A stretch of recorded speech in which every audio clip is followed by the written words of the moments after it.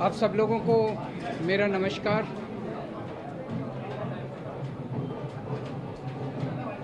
आज supreme court का जो ऑर्डर आया है ये कई मायनों में बहुत ही ऐतिहासिक ऑर्डर है।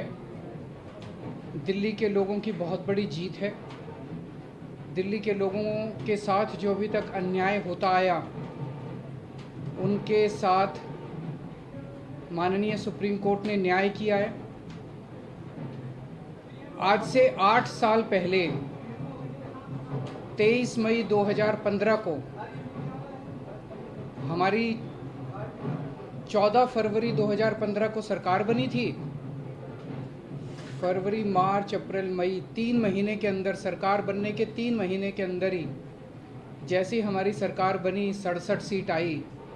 3 महीने के अंदर ही प्रधानमंत्री जी ने एक आदेश पारित करवाया केंद्र सरकार से कि दिल्ली के सर्विसेज के मामले अब दिल्ली की मुख्यमंत्री के पास नहीं रहेंगे, वो एलजी के पास रहेंगे या केंद्र सरकार के पास रहेंगे।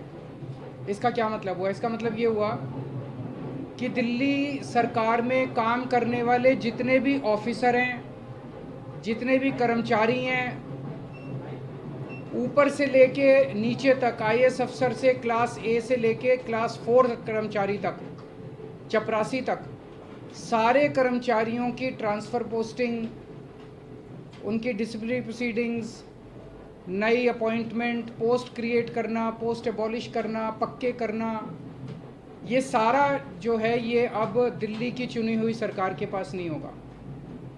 यानी कि अगर मैं मुख्यमंत्री हूँ, मेरे सामने कोई कर्मचारी रिश्वत ले रहा है, मैं उसे सस्पेंड भी नहीं कर सकता, मैं उसकी ट्रांसफ़र नहीं कर सकता। एजुकेशन सेक्रेटरी कौन होगा ये हम नहीं तय कर सकते, हेल्थ सेक्रेटरी कौन होगा ये हम नहीं तय कर सकते। ये आदेश प्रधानमंत्री जी ने 23 मई 2015 को पारित किया। 8 साल को इस्तेमाल करके दिल्ली के कामों को जानबूझ के रोका गया। हम दिल्ली में स्कूल अच्छे करना चाहते थे तो वो जानबूझ के ऐसा एजुकेशन सेक्रेटरी बिठाएंगे जो कि काम ना करे। हम अगर मोहल्ला क्लिनिक बनाना चाहते हैं तो जानबूझ के ऐसा हेल्थ सेक्रेटरी बनाया जाएगा जो कि काम ना करे। जानबूझ के ऐसा फाइनेंस सेक्रेटरी बिठाया जाएगा जो हर चीज़ के अंदर अड़ंगा अड़ाए। तो इसको इस्तेमाल करके दिल्ली के हर काम को रोका गया। एक तरह से मेरे दोनों हाथ बांध दिए गए पीछे और मुझे नदी में फेंक दिया गया कि अब तैरो। ये तो ऊपर वाले का शुक्र है कि दोनों हाथ बंधे हुए होने के बावजूद भी हम किसी तरह से तैरते रहे और ऊपर वाला हमारा साथ देता रहा। इन सारी कठिनाइयों के बावजूद दिल्ली के अंदर हम लोगों ने इतना शानदार काम किया पिछले 8 साल के अंदर। तो आप सोच सकते हैं कि अगर हमारे पास पूरी पावर होती तो हम कितना ज़्यादा काम कर सकते थे। आज हम सुप्रीम कोर्ट के जस्टिस चंद्रचूड़ के जो और चारों जजेस हैं उस बेंच में, संविधान पीठ में, उन सब के तहे दिल से शुक्रिया अदा करते हैं कि उन्होंने हमारे साथ न्याय किया।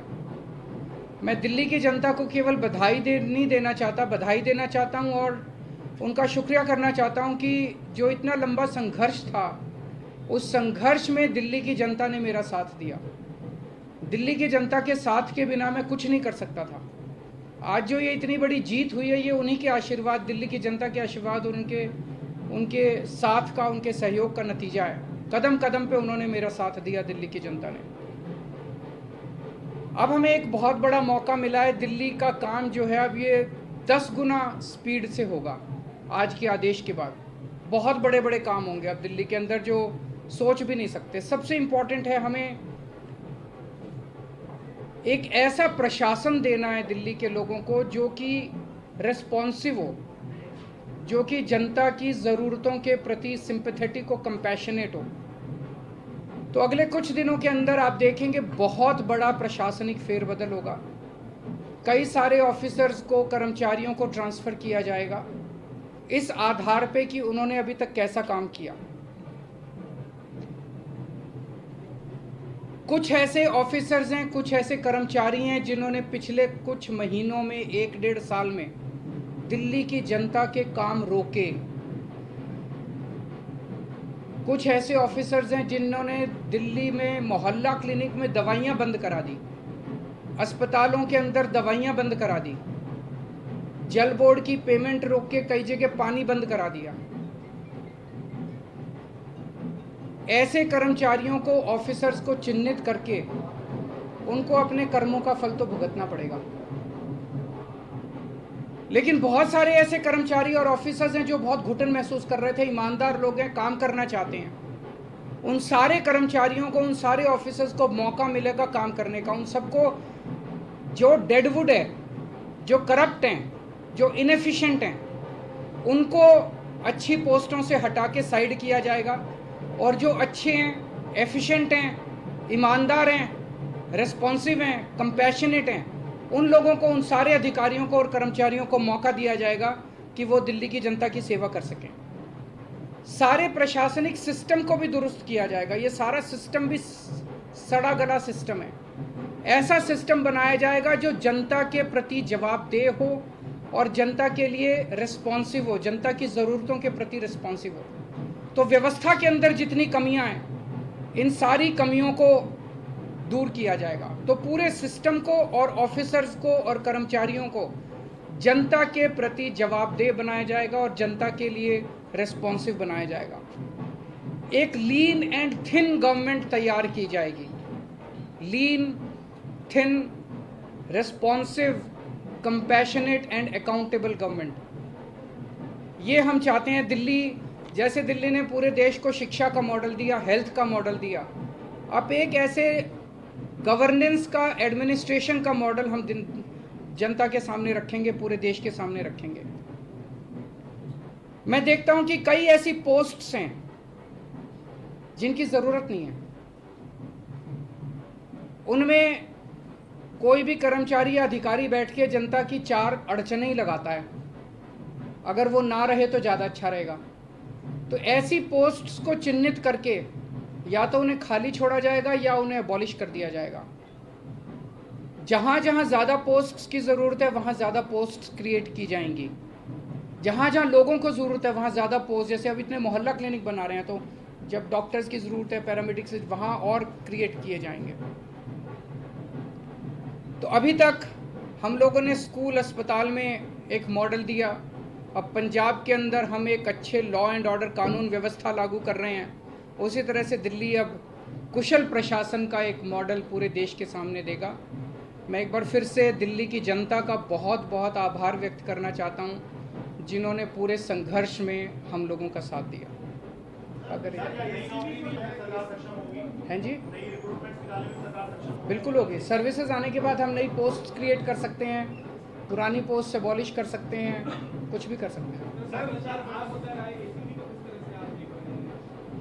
एसीबी अभी चुनी हुई सरकार के पास नहीं है, लेकिन विजिलेंस अब आ गया है। तो जो लोग अगर गलत काम करेंगे, भ्रष्टाचार करेंगे, कानून के हिसाब से काम नहीं करेंगे, उनके ऊपर विजिलेंस की कार्रवाई, डिसिप्लिनरी प्रोसीडिंग्स, विजिलेंस प्रोसीडिंग्स की जा सकती है। शाम को आप एसडी साहब से मिलने जा रहे हैं, उसमें क्या बातचीत होने की संभावना है? क्या आप अब करेंगे कि वो अब और किसी प्रकार का अड़ंगा ना लगाए? और सुप्रीम कोर्ट ने जो निर्देश दिया, उनसे आशीर्वाद लेने जा रहा हूँ। आपको लग रहा है कि ये पावर तो मिल गई है, पावर से ज्यादा जिम्मेदारी बढ़ गई है अब आपकी, क्योंकि अब तक आप बहुत सारी अड़चनें भी आपने बताई, लेकिन अब वो काम आपको कराने ही होंगे। नहीं, जिम्मेदारी तो पहले भी थी, वो जिम्मेदारी विदाउट पावर थी। अब जिम्मेदारी विद पावर आ गई है। जिम्मेदार देखिए, जब भी जनता वोट देती थी तो वो तो यही कहती थी, जी हमने तो केजरीवाल को वोट दे दिया, अब केजरीवाल जाने पावर है कि नहीं है उसके पास। जनता को के विचारों को क्या पता टीबीआर क्या होता है, आर्टिकल 239AA4 क्या होता है, उनको क्या पता बेचारों को। जनता तो वोट दे देती है, लेकिन हमारे पास पहले उन जिम्मेदारियों को पूरा करने की पावर नहीं थी, शक्ति नहीं थी। अब शक्ति दे दी है सुप्रीम कोर्ट ने हमें। पहले जो आपके काम है, अगर आप याद दिलाना चाहें, कौन सी ऐसी फाइल है जो की हुई है और कौन से ऐसे काम है जो आप करना चाहेंगे तुरंत? ऐसे बहुत सारे काम हैं जो पिछले कई सालों में अटके। पिछले 1 साल के अंदर तो आपने देखा कि किस तरह से पिछले साल लास्ट के महीने नवंबर तक आते आते मोहल्ला क्लिनिक के अंदर लैब टेस्ट्स बंद हो गए थे, दवाइयाँ बंद हो गई थी, जल बोर्ड जो है बजट, असेंबली ने बजट पास कर दिया, लेकिन कुछ ऑफिसर जो हैं वो बजट रिलीज़ नहीं कर रहे थे। हर डिपार्टमेंट का गला घोंट दिया गया था अफसरों को के ज़रिए, वो अब बंद हो जाएगा। अब जितने जो असेंबली के अंदर हम बजट प्रेजेंट करते हैं और जो जनता की बात रखते हैं, वो सारी चीज़ें अब हम कर पाएंगे। सर, अधिकारियों की मीटिंग आपने बुलाई है, बड़े अधिकारियों, क्योंकि कहा जाता है कि एजी की यदि अब तक सीएस काम करते रहे तो क्या उन्हें मीटिंग के लिए आपने बुलाया? ज़रूर बुलाएंगे, अब आने वाले टाइम में मीटिंग्स तो होती रहेंगी। सर, अभी हाल के दिनों में बहुत सारे ऐसे फैसले एलजी ने लिए जो कि मतलब सरकार के अधिकारों का उल्लंघन करके खुद से लिए गए। क्या अब उन फैसलों को रिव्यू भी किया जाएगा? वो फैसले कई सारे गलत हैं, इनफैक्ट कई सारे तो सुप्रीम कोर्ट में पेंडिंग है। कल एल्डरमैन का केस आ रहा है सुप्रीम कोर्ट के अंदर, ट्यूसडे को डीआरसी के चेयरमैन की अपॉइंटमेंट का केस आ रहा है, फिनलैंड जो हमारे टीचर्स को नहीं जाने दिया उसका केस सुप्रीम कोर्ट के अंदर पेंडिंग है। जब मेंशन ही किया था हमने ये केसेस तीनों, तो सुप्रीम कोर्ट की टिप्पणी काफ़ी तल्ख थी कि ये कैसे एलजी साहब रोक सकते हैं। एल्डरमैन की अपॉइंटमेंट बिल्कुल गलत हुई है। जो डीआरसी के चेयरमैन 4 महीने से फाइल एलजी साहब के पास पड़ी हुई थी, एलजी साहब ने अपॉइंटमेंट नहीं होने दी, तो हमें सुप्रीम कोर्ट जाना पड़ा। मुझे लगता है कि अब इतना सुप्रीम कोर्ट जाने की, हाई कोर्ट जाने की ज़रूरत शायद ना पड़े। अब शायद हम अपने स्तर के ऊपर ही कई सारे निर्णय ले जब सकते हैं। आज ऑर्डर पड़ रहे हैं तो बहुत सारी चीजें ऐसी करी गई जिसमें ये भी कहा गया कि केंद्र जो है वो राज्य सरकारों की जो ताकत है, पावर है, वो छीनने का, छीने ना छीने, इस तरीके की आगे के लिए नजीर। मैं यही कहना चाहता हूं कि केंद्र सरकार एक तरह से, प्रधानमंत्री जी खासतौर एक तरह से पिता समान होते हैं। जैसे परिवार में पिता होता है, पिता समान होते हैं। पिता की जिम्मेदारी होती है कि सारे बच्चों को अच्छे से उनका पालन पोषण करें। अगर दिल्ली में आम आदमी पार्टी की सरकार है तो वो हमारे भी प्रधानमंत्री हैं, हम भी उन्हीं की तरफ देखते हैं। चाहे बीजेपी की किसी राज्य में सरकार है, किसी में कांग्रेस की सरकार है, किसी में आम आदमी पार्टी की सरकार है, वो सारे के सारे प्रधानमंत्री को एक तरह से पिता समान देखते हैं कि भाई ये अब कोई मुसीबत आएगी तो हमारी मदद करेंगे। लेकिन अगर जैसे ये 23 मई 2015 को आदेश पारित करके दिल्ली सरकार की पावर छीन ली गई, 8 साल तक हमें बिना पावर के काम करना पड़ा, काम रुक गया, किसका फ़ायदा हुआ? आज सुप्रीम कोर्ट ने साबित कर दिया कि ये गलत था, ये ऑर्डर बिल्कुल गैर संवैधानिक ऑर्डर था। जितनी सख्त लैंग्वेज के अंदर सुप्रीम कोर्ट ने बोला है उससे ये साफ जाहिर है कि ये ऑर्डर केंद्र सरकार का बिल्कुल गलत था। तो इतना गलत ऑर्डर उन्होंने पास किया तो उसका मतलब तो यही था कि आम आदमी पार्टी की दिल्ली की सरकार को फेल करना उसका मकसद था, और तो कोई मकसद नहीं था। देश का तो भला नहीं हुआ, दिल्ली का तो भला नहीं हुआ, केवल और केवल लोगों का नुकसान हुआ। ये नहीं करना चाहिए। चुनाव में लड़ते हैं, राजनीति कर लो, चुनाव में एक दूसरे को जो बोलना है बोल लो, लेकिन चुनाव खत्म होने के बाद चाहे कोई बीजेपी की सरकार है, चाहे कांग्रेस की सरकार है, आम आदमी पार्टी की, हम सबको मिलकर काम करना चाहिए। वो देखेंगे, अभी तो ऑर्डर है।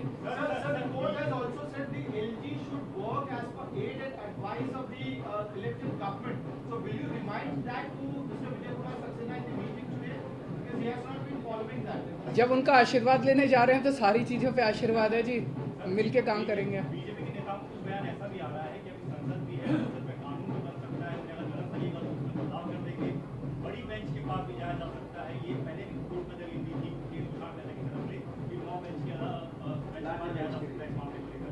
क्या मेरे ख्याल से अब लार्जर बेंच नहीं, आज उन्होंने क्लियर कर दिया। 5 जज बेंच को अगर रेफर करना होता तो वो आज ही कर देते, तो लार्जर बेंच का ऑप्शन नहीं है। मेरी अब उनसे यही निवेदन है, यार अब हमें काम करने दो, इतना टाइम तो खराब कर दिया। अगर आपने दिल्ली पे राज करना है तो दिल्ली के लोगों का दिल जीतो ना, कि अगली बार आम आदमी पार्टी को वोट ही ना दें लोग।